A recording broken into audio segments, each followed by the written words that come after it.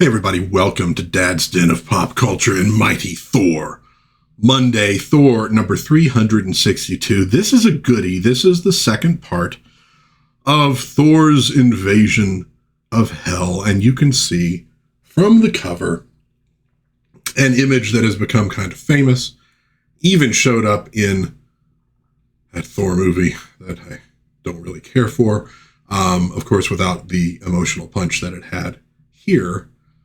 Let's dip into this, dude. It's a goodie from December 1985, which means we're entering 1986 the next year. And I want to say 86 is about when I started collecting comic books, I think. So the Mighty Thor, like a bat out of hell, we start, and not for nothing, we start with a look at this great ship. It's called Naglfar. She has been a building since the dawn of time, as Thor says. 'Tis said to be made of the fingernails of dead men. When she is finished, the dead will sail her to Asgard to destroy the gods. So once again, Simonson is bringing real Norse mythology into the Mighty Thor. By the way, Walter Simonson, story and art, John Workman Jr. lettering, Max Scheel colors, Ralph Macchio editing, Jim Shooter, editor-in-chief. So they're not showing you that for absolutely no reason at all. Now, the basic premise is this. Thor, Balder, the Executioner, the various Einherjar have entered Hell, Hela's domain, to retrieve the souls of mortals that she has taken without, really them being owed to her. They were mortals who had been tricked into eating fairy food by Malekith and his servants.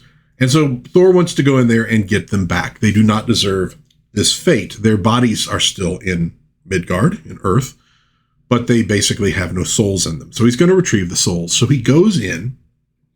He ends up having this knockdown wrestling bout with Hela. He defeats her ultimately, but is terribly scarred on his face as a result of that fight. But he secures the release of them and the safe passage of this group from Hell. So that catches you up. So he asks Balder, can you guide us out of here? Yes, I am the only one who can guide you out of here. The bridge is not too far, so let's keep pressing ahead. And then Hela shows up, because Hela is here to cause some problems. She says, so she appears, and Thor's like, all right, what have you come to dispute our departure? On the contrary, I merely thought you should take all your fellows with you when you leave. Or have you forgotten the one who abandoned you upon your arrival in Hell, the Executioner? What? So, Scourge, I see now why you left us behind. The Enchantress has ever commanded your heart before all other loyalties, and does still, Thor. I will stand beside her here against any that try to stop me. But who stands beside you, Scourge?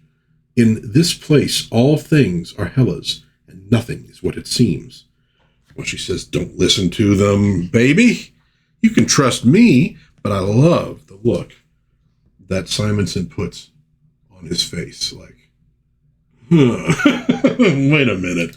So he uses his axe, which can cut through, essentially, disguises and illusions, and discovers that, in fact, before I go to the next page, I almost forgot. I thought it was a little further in. See this little Easter egg down here?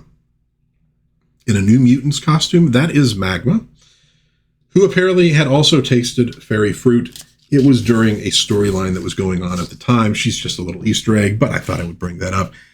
Yes, I had to look it up. I couldn't figure. I was like, had one of the New Mutants died at this point? I know about one, but that's not that person. So I had to look it up. That's the story behind that, apparently. Well, the fake Enchantress is proved to be Mordona. I don't really know this character, honestly, but he is surprised. He has been made fun of, mocked, and he is really angry. And so you and your doxy Hela will regret that you ever played the Executioner for a fool. For the axe of Scourge is deadly beyond measure. It can cut through the dimensions themselves to release the energy that binds the 9 worlds together in this place. Now shall chaos reign in this spot as it did in the beginning, he throws the axe at that ship and destroys it. That is a really fantastic piece of art. Look at that, man. That is rad. Destroys Hela's ship. Ship, my beautiful ship, Thor. This is your fault. Had you never come to Hel, Naglfar would be nearly ready to sail upon the seas. So, of course, it's all Thor's fault. I swore I would let you leave Hel with the souls of the mortals, and leave you shall as a corpse. She fires this deadly ray, and Balder catches it on his sword. No, you will not kill Thor today. So he parries it, but he, in his thoughts, is going, I can already feel my arm has gone numb. I cannot hold my sword up. So it deflects the blast, but he does take some of the effects from it. So now she decides, hey, you're the guide out of here. Maybe I'll destroy you first. So Agnar stands over Balder's body. Never. I'd give my life for you. He's talking to Balder there. Then I'll grant you the honor of dying with your hero, Agnar. Not when the hammer of Thor can still protect the innocent death goddess. Wham! I mean, he just clocks her with Mjolnir. Quickly, Agnar, see that Balder is mounted. With the destruction of her ship, Hela's anger will surpass understanding. We have only seconds left. So they start hauling butt out of there. And then she raises an army of the dead to stop them. They're coming out of the very, rock crawling out from the ground. The Einherjar are like, we're going to take care of you with some weapons we found on Earth. Open fire. And we get the classic machine gun sound from war comics, etc. Sergeant Rock, butta, butta, butta, butta. That is what a machine gun sounds like in a comic book, period. No argument here. That's it. So they're taking out those warriors of Hel. Ride, as guardians, ride. Though you ride for 1,000 leagues, you shall not escape Hela and her red reavers. I meant to goad Scourge into some rash action that would have released me from my oath. But never did I think he would destroy my ship. Come, you dead, your mistress speaks. And so now, all the dead that these men had slain over the years in their battles rise. Now, Balder told him about this. He had to go through the same thing. They form this shield wall. This is epic stuff. That's why, to me, Kirby is king, but next to Kirby is Simonson, and it's for this reason. A shield wall made by the warriors we slew in every battle since the beginning. They stand against us in hate. These are not the men we faced and fought, Thor says, but the shadows of those men in Hela's service now. Look to thy defenses, denizens of Hel. Never again will you see warriors the like of Valhalla's finest. Einherjar, follow me. We will break them here or die the real death. And you notice that he's got his face covered in a bit of his cape because of the horrible scarring. And he is asked at one point, he says, oh no, it hurts just as bad as when she did it. But look at this image. Thor on his chariot, up tooth gnasher, up tooth grinder, take to the air and carry the lightning of your hooves amid our enemies. Now remember, in Norse mythology, the thunder and lightning is the sound of their hooves, and I think they're like metal shod hooves. So it's the metal that's creating the sparks that's the lightning. So he's taking that from mythology, bringing it in here. We shall match the hammer of Thor against the shield wall of Hel for Asgard. And you hear the Einherjar and Thor, the foundations of the underworld shudder as Thor and Einherjar collide with the numberless hordes of Hela. And the impact sends tremors to the furthest corner of the realm. But look at that stuff. That's the kind of epic stuff you got from this series. And they head for the bridge, and it says the guardian of that bridge has never moved until now. She beats feet out of there. Butta, butta, butta, butta. So we got the machine gun still roaring. Kapow, kapow. Modgood flees. The bridge is won. Balder, to you I give thee charge to see these mortal souls carried back to Midgard. We have only broken through the ranks of Hela's warriors. We cannot travel quickly through the tunnels beyond the bridge that lead to safety, and soon enough all of Hel will be at our heels. What of you? So the idea is that Thor is going to stand alone against the hordes of Hel to give them time to get away. No one else, he says, can hold the hordes of hell here at the bridge till you and the others are safe. Suddenly, from out of the shadows behind Thor, crack, the executioner takes him down. No, Thunderer, you shall not hold the hordes of hell at bay before the bridge. Has the executioner turned on them? Well, thankfully, no. But first, a look at Saturday morning cartoons with Mr. T and Spider-Man, etc. Okay, back to our story. The executioner. He has felled Thor. This is some trick of the traitor. Give me your weapon, Hurricane. Balder, hear me out. Oh, Balder saying, give me your weapon, Hurricane. He says, Balder, hear me out. Speak. They made a fool of me, Balder. They laughed at me.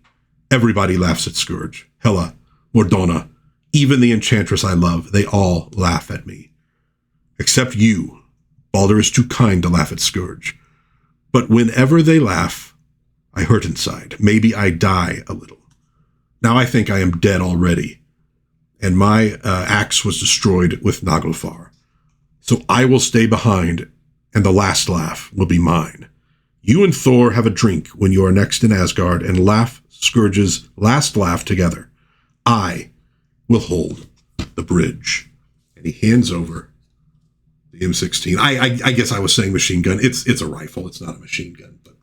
But the Butta was always machine gun fire in old comics. But I know there's people out there that know this stuff, and they're like going, actually, okay, I know, I said the wrong thing. I'm sorry. So Scourge is going to stand and hold the bridge. Goodbye, Balder. The thunder is louder now, and Scourge is waiting. Perhaps he has waited all his life for this one moment. Now, a lot of characters get sort of killed off in comics and what have you. This means something. Simonson gives him an amazing exit. So here come the hordes, firing the guns, bop, bop, bop, bop, bop, tearing people to pieces. And again, you got that in the movie, although under slightly different circumstances. But I mean, look at this. Look at this art. Runs out of bullets. He's got to use, the gun, hitting people, etc., to clear room, to reload, going at it. I mean, he's a warrior. This is what he does. Look at this page. Look at this page. They sing no songs in hell, nor do they celebrate heroes. For silent is that dismal realm and cheerless, but the story of the Galabru and the god who defended it is whispered across the 9 worlds. When a new arrival asks about the one to whom even Hela bows her head, the answer is always the same. He stood alone at Galabru, and that answer is enough. That's epic storytelling. And just look at that image of him with the gun, all of them gathered at him, and then his slow fade away. This is a character that had been around for a very long time. He's right there at the beginning with the Enchantress. What a freaking ending they write for him. Now, I don't know. In Marvel, they might have brought him back. They do all the time. But this was a fitting end to the Executioner, a villain who finally gets his redemption in the end. So Thor wakes up what happened. He tells him what had happened. So they move on. But now they have to face Garm. He says, the Executioner has fought one fight for me already. This battle is mine. Thor is crackling with energy. I think perhaps that Garm had best beware. So, Odinson, you have gotten this far, and not unscathed, I see, but I will feast upon your bones. Then truly shall I be known as the doom of Thor. And so again, can you imagine? Oh, this looks so good in a well-done movie or even animation. That chariot heading straight for that giant wolf face. And he's crackling with light and energy and power. And boom! Foolish hound. Tricks are for kids. Now, Scourge is dead. I am wounded. And many of the Anhiriar who rode with us to hell will not ride out again. But held by your chain, you are a stationary target. And today, you are no match for Thor. Turn, Garm, and face the unleashed fury of the God of Thunder. Krakathoom. He hits Garm with everything he has. As ever, Mjolnir returns to my hand after the blow is struck, but there is no need to strike again. Gorm lies stunned. And so they march on out, but again, look at this. Just look at Thor on top of that giant wolf's face. All right, the day is ours. The way is open. Let's go. They get out into the sunlight, the air of Asgard. Shortly, at the edge of the forest where the birds sing sweetly, the expedition's final arrangements are made. So, the Einherjar are going back to Asgard. Thor is not going with them. He is going to use Mjolnir to open a passage to Midgard to return the souls. But he finds that Baldur is also not going back to Asgard. He is going back to Nornrealm, back to Karnilla.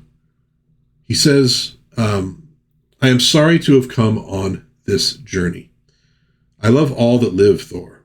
Yet in Hela's halls, there are warriors who once breathed the air as I do now. I have seen Nanna, whom I once did love, corrupted by the kiss of death. We kind of know there's a different story there, really. And I begin to wonder if my touch is doomed to blight the lives of all I care for. The sword is an evil gift to the living. So he's going back to Karnilla. Thor tells him, Agnar, go with him. In his mood, I think he will need somebody to care for him. And if fear not, Karnilla will remedy his blackness. In truth, I hope so. It seems we have all returned from hell bearing scars. Before we left Asgard, Scourge said to me, you will not regret it, when he asked to come along. He was wrong.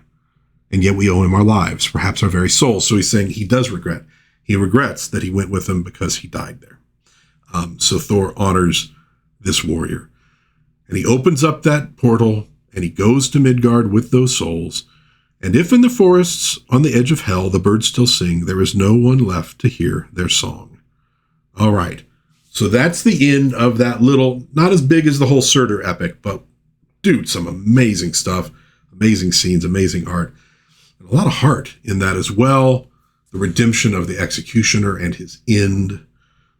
We got some continuity here that's going to be lasting for a while. Thor, with that scarring, that's going to lead to things. We're going to jump back into Baldur the Brave, the miniseries, next week, because Baldur's going back, and we'll see what happens to him. And they will then pick up the rest of the story. I might intersperse them. We'll see how I end up doing it. I don't know. Next, though, for Thor, the Cursed Earth. And cursed is spelled with a K. Remember? Well, you will remember when we get there. In which Secret Wars 2 continues. And Thor clashes with an unbeatable foe and gets to meet Power Pack, too. There's a Simonson connection to Power Pack, so they show up quite a bit. The Simonsons had a nice little mini world, mini continuity going between them. And then it talks about Baldur the Brave as well. So there we have it, folks. Thor number 362. First Blood, Last Man. This is from December, like I said, of 1985. So we're going into 86 next week. But really, really great issue. The stuff he did with the Executioner, again, just really magnificent. Really, probably more honor than that character had ever gotten before in the comics, because he was sort of this stooge for the Enchantress. He was the heavy who would beat up Thor, but he was, she mistreated him. So finally, a little redemption for him. Good stuff. Let me know what you think in the comments. I'd love to hear from you. If you enjoyed this review, please give it a like, maybe subscribe, maybe share with a friend. That'd be very cool of you. But until next time, God bless everybody. Please be kind to one another. Have a little bit of fun out there, and I will see you hopefully again soon in Dad's Den of Pop Culture. Bye-bye.